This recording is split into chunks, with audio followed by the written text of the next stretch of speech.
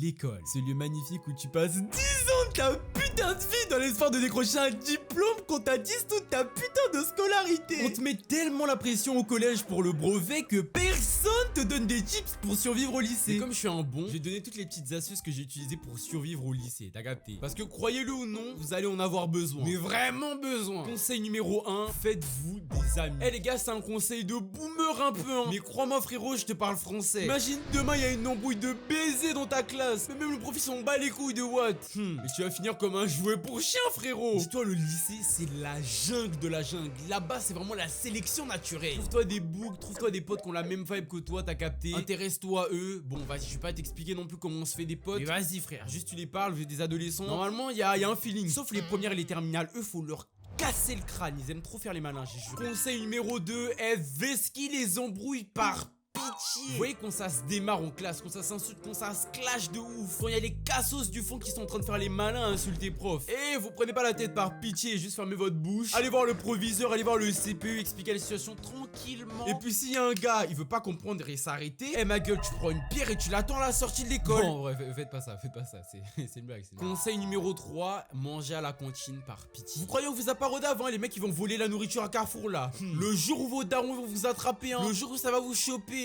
Ah là là là là, force à vous. Oh lui, il allait voler à Carrefour, prenez la bouffe là-bas, il mangeait ensuite dehors. Mais frérot, mais toi aussi, le jour où on va te...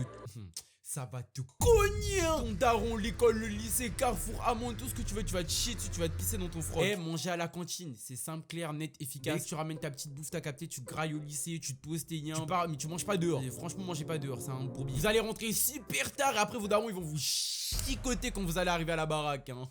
Troisième conseil, les gars, divertissez-vous. Le divertissement, c'est trop important. Moi, je suis un nerd. Ça veut dire, t'as vu, j'aime bien tout ce qui est les mangas et tout. Je suis un petit otaku, t'as vu les petits animés. Ça veut dire, moi, t'as vu, j'ai toujours mes mangas, toujours mes petits light novels, des bails comme as, des petits livres. Je l'ai vu, je suis tranquille. Y a pas de ouais, les gars, venez, on marche en hiver dehors, je sais pas quoi. Non!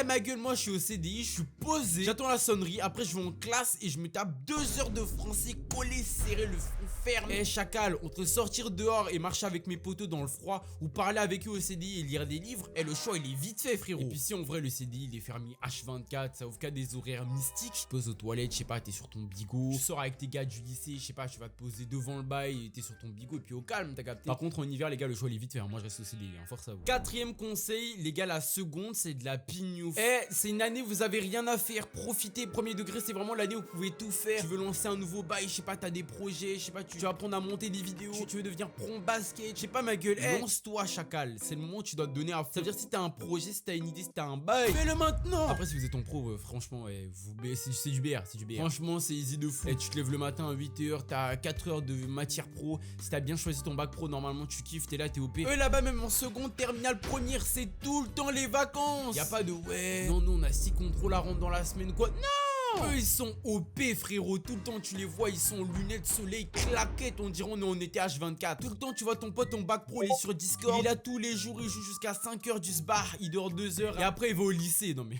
c'est dingue. Moi je dis ça pour une raison, hein. C'est ce qui m'amène à mon 5e conseil les gars, choisissez bien vos filières. La générale c'est bien, mais t'as capté, il y a un mais. Ça veut dire si t'as une idée précise du métier que tu veux faire plus tard frérot, mais pourquoi tu vas en général, va en pro. T'as de l'expérience, tu parles avec des bugs avec qui tu vas garder contact peut-être sur le long terme. Tu taffes avec des entreprises, donc peut-être que t'as capté, elles vont t'embaucher. Mais frère, c'est une dinguerie. Après, il y a aussi beaucoup de cassos, hein. Bon, faut bien choisir sa filière aussi. Si tu vas en bac pro Mélec ou ingénierie ou je sais pas quoi, où ils se lancent des bouts de bois toute la journée, frérot, moi je peux en faire pour toi. Et enfin, le dernier conseil, les gars, mais le plus important. Abonne-toi, gros, wesh, s'il te plaît.